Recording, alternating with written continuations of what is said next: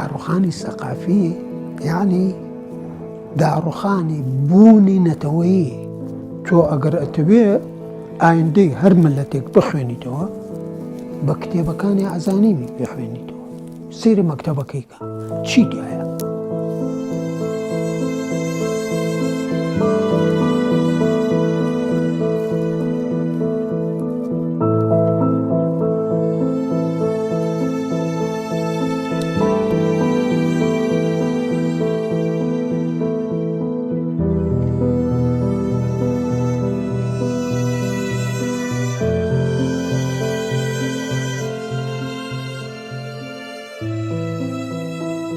من لە ساڵی 1950 لە دێی حەساری گەورە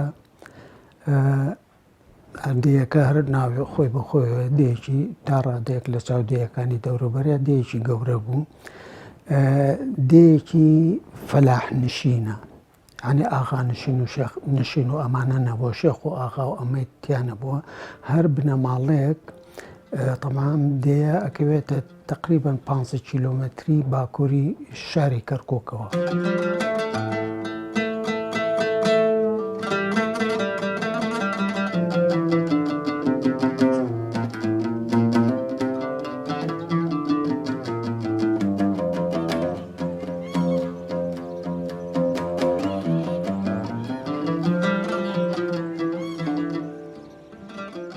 زۆربەی خەڵکی ئاوایەکە هەژار بووە، مەسەلەن ئێمەش بۆ خۆمان وەکو ماڵێکی هەژار بووین. من زۆر شانازی بەواکەم کە لە بنەماڵەیەکی هەژاری نەخوێنەوار بووم، دایک و باوکم هەردووکیان لە بنەماڵی هەژار و نەخوێنەوار بوون. من یەکەمین خوێنەواری ماڵی خۆمان نەکرد وەکو بنەماڵە بچووکە کە دایک و باوک و خوشک و برا، هەر وەکو تایەفەکەشمان یەکەم خوێنەواری تایەفەکەی خۆمانە.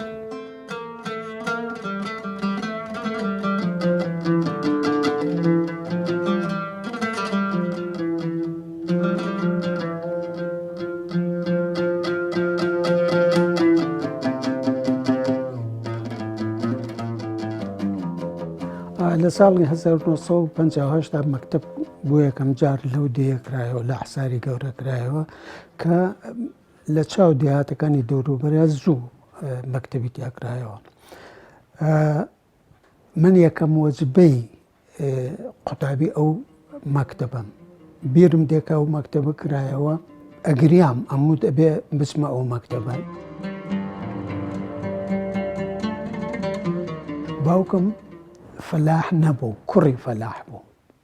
لە دێ حەسار طبعاً سکەیەکی قیتار هەبوو لە بینی کەرکووک و هەولێرە. لە دێ حەسار یەکێک لە مەحەتەکان و وێستگەکانی قیتارەکە لە دێ حەسار بوو. باوکم کرێکار بوو لەو مەحەتەی قیتارەیە. یەکێک لە نسیحەتەکانی باوکی من بۆ من ئەوە بوو ئێمەی نەخوێنەوار هەمومان وەکو چۆر واین، نامانەوێ مناڵەکانمان وەکو خۆمان چۆر بێت.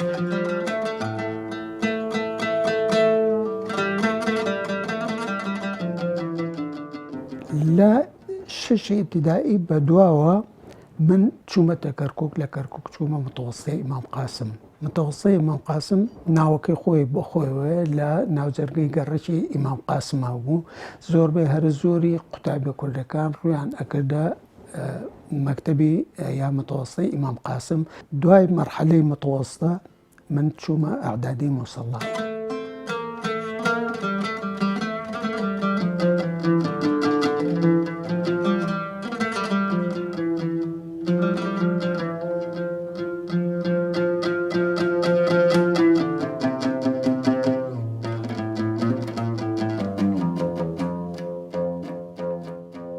دوای ئەوە چوومە بەغا، چوومە جامیعەی بەغا کولی ئاداب بەشی زمانی کوردی. لەوێش 4 ساڵەکەمان تەواو کرد. دوای ئەوە لە ساڵی 74 پەیوەندیمان کرد بە طبعا من هەر لە متەوەسطەوە لە ساڵی 1969 لە مەرحەلەی ئەعدادیەوە هەندێک خولیای کوردێنیم لەسەرا بوو. یعنی کوردم ئەناسی و بەتایبەتی لە هەفتا بۆ هەفتا و چوار ڕێکەوتن نامەی 11 ئازار لە نێوان سەرکردایەتی شۆڕشی کورد و لە نێوان حکومەتی ئەو وەختەی عێراقا ئەحساسێکی قەومی زۆر جوانی لە لای کوردی کەرکووک دەمەزەرکردنەوە کە ئێمەش یەکێک بوون لەوانە، چونکە من هەر لە بنەڕەتیشە لە دایک و باوکو و بنەماڵە بچووکەی خۆمانەوە فێری ئەوە کرابووم، کوردم.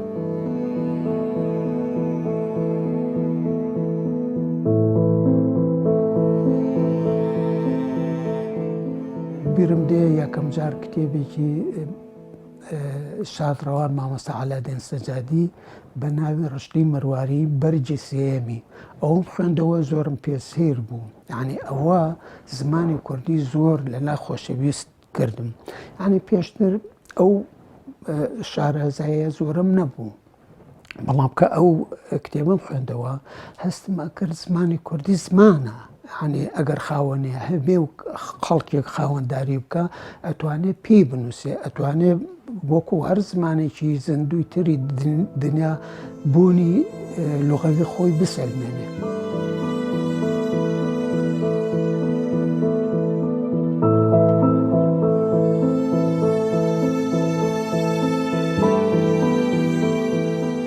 پاشان لە 74 بووم بە پێشمەرگە تا ساڵی 1975. لە 75 طبعاً کە هاتینەوە بەشێکی تەواوی هێزی پێشمەرگەی کوردستان ئاوار و دەربوو، یا هاتەوە تەسلیم بە عێراق بوو، یا چۆیە ئێران، یا لە ئێرانەوە پەراگەندەی ئەوروپا و ئەمریکا و ئەمانە بوون.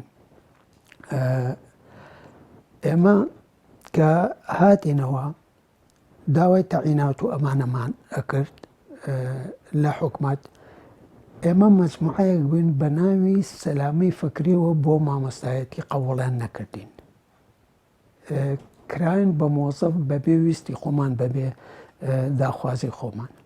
من لە 27 دی 1975 بە عنوانی معاون ملاحظ لە تربیەی دهۆک دامەزرام، کە لە تربیەی دهۆک دامەزرام طبعاً ئێمە بۆمان نەبوو بە حکمی ئەوەی عائیدونین لە کەرکووکە دابمەزرین، یعنی کە لە دهۆکە دامەزرام جۆرێک لە نەفیکردن بوو لەلایەن حکومەتەوە بۆ ئێمە، جۆرێک لە عقوبەی معنەوی بوو بە حکمی ئەوەی کە عائیدونین و پێشمەرگە بوون و هاتووینەتەوە. یەک دوو ساڵێ لە دهۆک مامەوە. طبعاً دهۆک یەکێکە لەو شارانەی بۆ من و لە دڵی منات ئێستاش یەکێکە لە شارە زۆر ئازیز و خۆشەویست و شیرینەکان.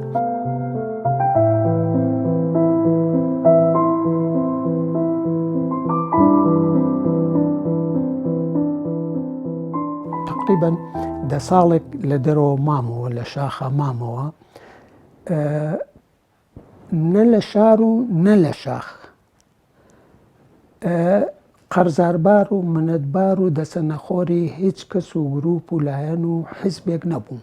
لە هەفتاکانە قۆناغی سێی جامیعەیە وردە خۆلیای نووسین و ئەمانم کەوتە سەر. لە سەرەتایە خۆلیای نووسینەکە زیاتر خۆلیایەکی چاولێکەریانە بوو. پاشان وردە بۆم دەرکەوت نووسین شێوەیەکە لە شێوەکانی ئازادی خوازی، کە ئەمەم بۆ دەرکەوت و گەشتمە ئەو قەناعەتەکە نووسین شێوەیەکە لە شێوەکانی ئازادی خوازی ئیتر لەلام بوو بە سەنگەرێکی پیرۆز و بە پێویستم ئەزانیم بە پێی توانای خۆم لەو سەنگەرەیە خەبات بکەم.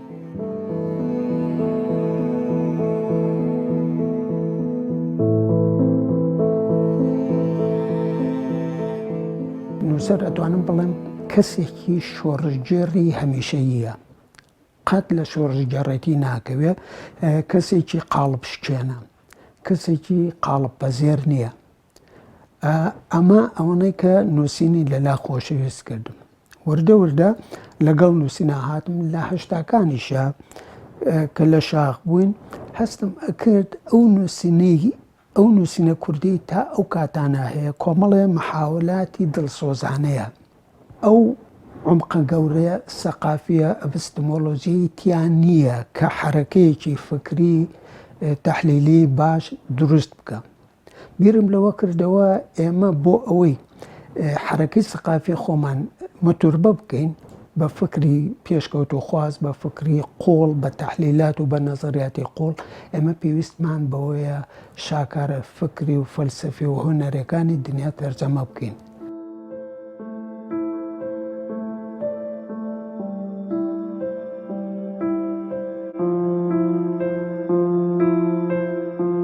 لەوێەوە وردە وردە دەستم کرد بە تەرجەمەکردن. ئەتر کۆمەڵێک کتێبی زۆرم تەرجەمە کرد. لەو کتێبانەی کە تا ئێستا مەسەلەن چاپ و بڵاوبوونەتەوە ئەوەی لە خەیاڵم مابێ 154 کتێبی چاپکراوم هەیە بە نووسین و بە تەرجەمە و بە ئامادەکردن و بەمانە 154 کتێبی چاپکراوم تا ئێستا هەیە.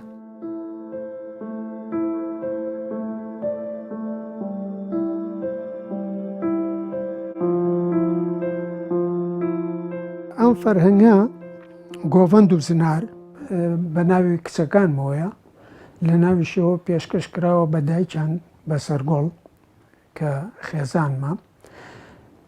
ئەمە 4 دانە ساڵ من ئیشم لەسەر ئەمە کرد.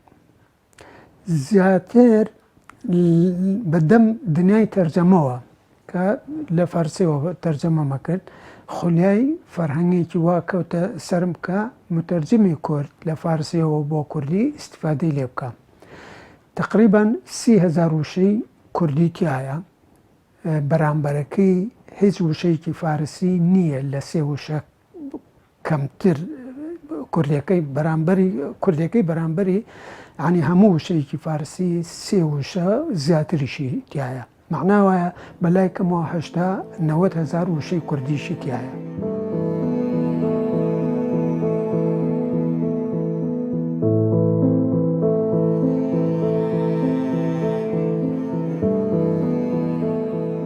لە بواری ڕۆژنامە نووسیشە لە زۆر ڕۆژنامە و گۆڤاری کوردیە کارم کردووە. مەسەلەن بۆ نمونە لە جەریدەی ئاڵای ئازادی، ینی لە بیدایەتی جەریدەکەەوە تا ژمارە 220 من وەکو نووسەر ئیشم تیا کردووە، بەڵام وەکو نووسەرێکی بێلایەن. لە شاخ گۆڤارێک گزنگی لقی کەرکووکی یەکێتی نووسەرانی کوردستان دامەزرا. ئەمە من سەرنووسەری ئەو گۆڤارە بووم. زۆربەی هەرە زۆری وتاری ژمارەکانی ئەو گۆڤارە من نووسی و من بەشێکی تەواوی ئەو بەرهەمانی کە لەوێ بڵاوم ئەکردەوە جگە لە ناوی خۆم بە ناوی خوازراویشەوە بڵاومە کردەوە بۆ ئەوەی ناوی من زۆر تکرار نەبێت. دوای ئەوە مەسەلەن من لە گۆڤاری گوڵانی عەرەبی 4 ساڵ بەڕێوەبەر و سەرنووسەری گۆڤاری گوڵانی عەرەبی بووم.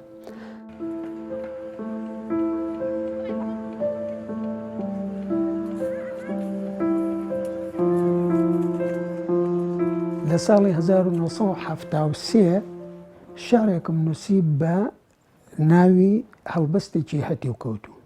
بە بەریدا ناردم بۆ جەریدەی هاوکاری.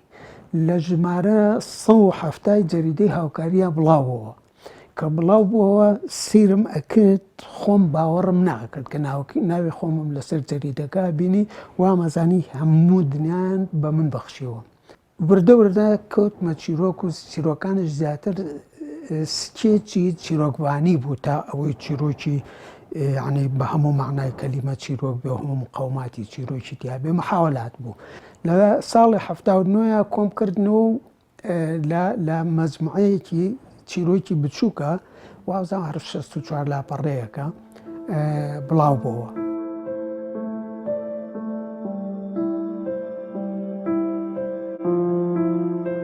وەرگێڕان لە زمانەکانی ترەوە بە تایبەتی ئەوانەی کە تەجروبەی نووسین و فکر و تەحلیل و تەنزیراتیان لە ئێمە زیاتر بوو.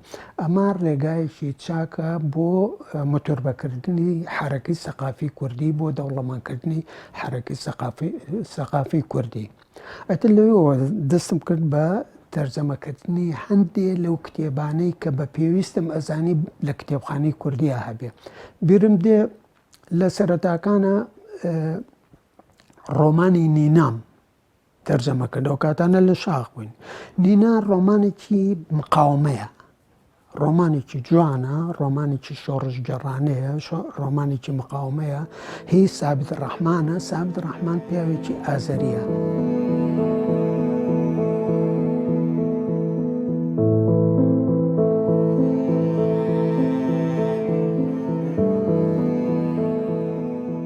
ئەدەبی مناڵانم زۆر کردووە، شانۆنامەم زۆر کردووە، تەنانەت مۆسیقاشم کردووە، تاریخ و سیاسەتیشم کردووە.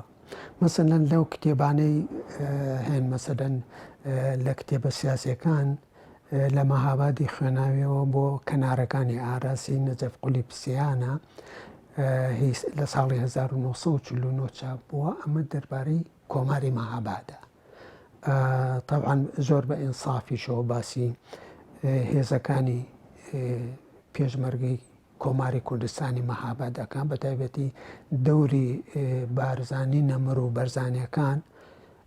هەرچەند نەجەف قولیپسیان بۆ خۆی مراسیلێکی جەنگی بووە یا پەیامنێرێکی جەنگی بووە، بۆ خۆی لەناو ڕووداوەکانە بووە، پیاوێکی ناسیۆنالیستی فارسیە، بەڵام وێڕای هەموو ناسیۆنالیستێتیکی خۆی بە ئینسافەوە باسی هێزی پێشمەرگەی کۆماری کوردستان و مەهابادەکان و بە تایبەتی بەرزانیەکان.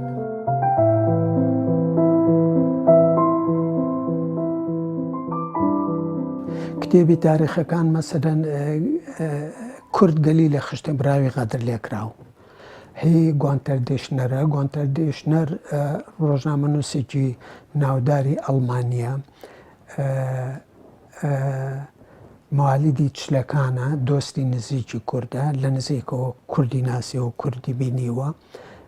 یەکێکە لەو کتێبانی کە شایستەی خوێندنەوەی و بووە بە سەرچاوە بۆ دەیان لێکۆڵینەوەی تاریخی جامیعەکانی کوردستانی ئەمڕۆمان.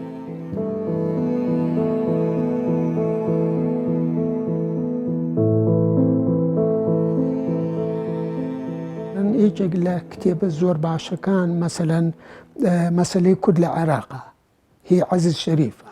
گەمژەی دۆستۆیڤسکیم تەرجەمە کردووە. گەمژە دوو بەرگە. بە ڕێی ئەدەبناسە گەورەکانی دنیا، هیچێکە لە شاکارە گەورەکانی دنیای ڕۆمان.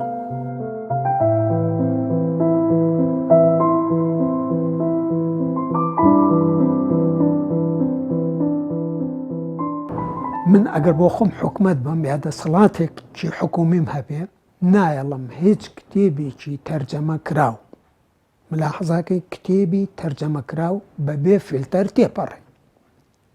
چونکە بەشی لەو کتێبانە یعنی بەڕاستی زۆر خراپ تەرجەمە کراون. بەڕاستی لە ڕێگای ئەو تەرجەمە خراپانەوە زمانی کوردی هەست دەکەم ئەنفال ئەکرێ، غەدری زۆر گەورەی لێ ئەکرێ. ئەو هەموو کتێبە هەیە هەست ناکەی حرەکەیەکی ساغ و سەلامەتی سەقافەی کوردی دروست بوو بێ. ئەگەر خیتابێکی سەقافی ڕەسەن هەبێ، ئەم خیتابە سیاسیە بازاڕی ئەمڕۆ لە کوردستانایە، ئەمە دا ئەمرچێتەوە، نامێنێ.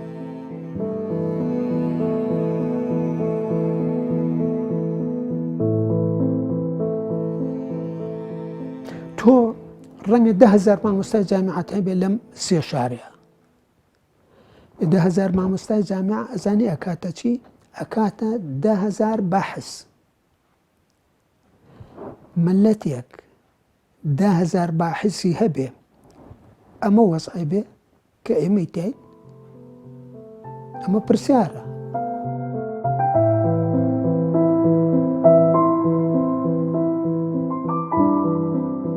بەشێکی تەواوی مسەقەفەکان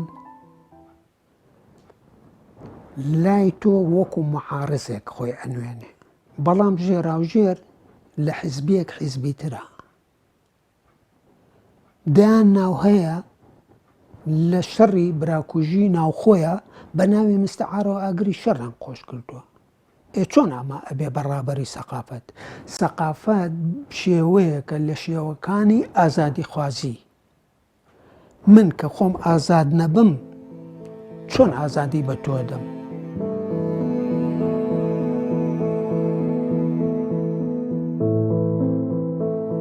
داڕوخانی سەقافی یعنی داڕوخانی بوونی نەتەوەیی. تۆ ئەگەر ئەتەوێ ئایندەی هەر ملەتێک بخوێنیتەوە بە کتێبەکانی ئازانیمی بخوێنیتەوە، سەیری مەکتەبەکەیکە چی تایە؟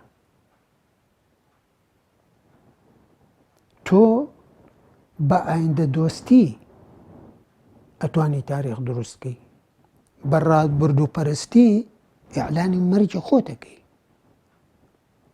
ڕابردوو چەندش پیرۆز بێ تەنها وەکو داینەمۆیەک بەکاردێت، وەکو بتێک بێپەرستی یەکجار خەتەرە.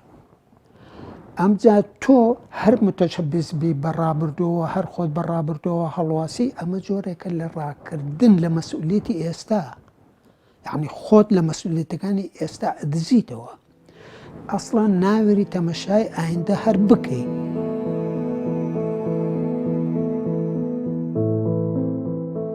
ئەوە ئێمە 30 ساڵە ئازادین، لە ئازادش ئازادترین.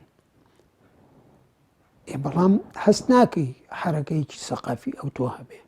یعنی لە 70 بۆ 74 فترەیەکی زەمەنی زۆر کەم، زۆر پڕ لە نیگەرانی بوو و بە تایبەتی نیگەرانی سیاسی پڕ بوو لە نەبوونی متمانە لە نێوان کورد و حکومەتی بەغایە. بەڵام حرەکەیەک دروست بوو، حرەکەیەک دروست بوو پێ ئەتوانی مەسەلەن تۆ لە فترەی 70 بۆ 74 دەیان ئەطروحەی سەقافی وەکو کاری زانستی تەقدیم بکەی و دەیان ئەطروحە هەڵەگرێ. تەنها کۆڕی زانیاری بۆ خۆی وەرچەرخانێکی یەکجار گەورەیە. دوای ئەوە من ڕێیم وایە ئەشێت ملت حکومەتی نەبێ، ئەشێت ملت دەوڵەتی نەبێ، ئەشێت ملت پەرلەمانی نەبێ، بەڵام ناشێ کتێبی نەبێ.